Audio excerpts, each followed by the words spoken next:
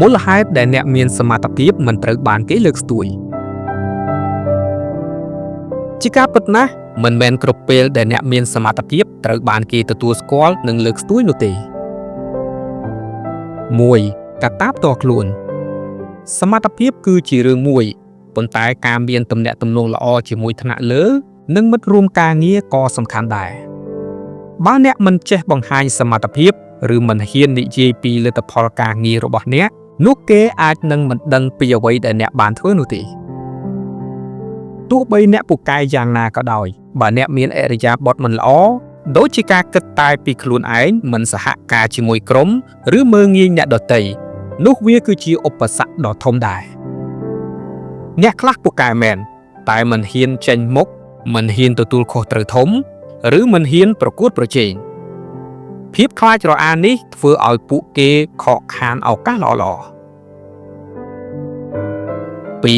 កត្តាខាងក្រៅ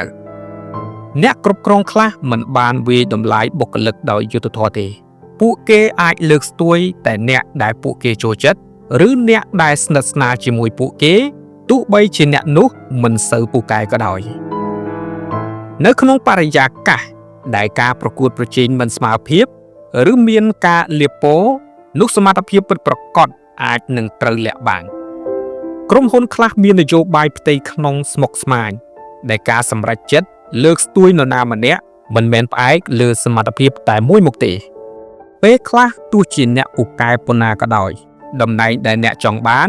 មិនទាន់មាននៅឡើយទេឬក៏មានអ្នកផ្សេងដែលស័ក្តិសមជាងអ្នកទទួលបានវាទៅហើយតើត្រូវធ្វើដូចម្តេចត្រូវបង្ហាញពីសមត្ថភាពរបស់អ្នកកុំខ្លាចក្នុងការបង្ហាញស្នាដៃនិងគំនិតល្អៗរបស់អ្នកត្រូវអភិវឌ្ឍជំនាញទន់ដូចជាការទំនាក់ទំនងការដោះស្រាយបញ្ហានិងការធ្វើការងារជាក្រុមត្រូវរកការណែនាំរកមនុស្សដែលមានបទពិសោធន៍ដែលអាចណែនាំនិងជួយអ្នកបានបើកចិត្តទទួលយោបល់និងរៀនសូត្រពីកំហុស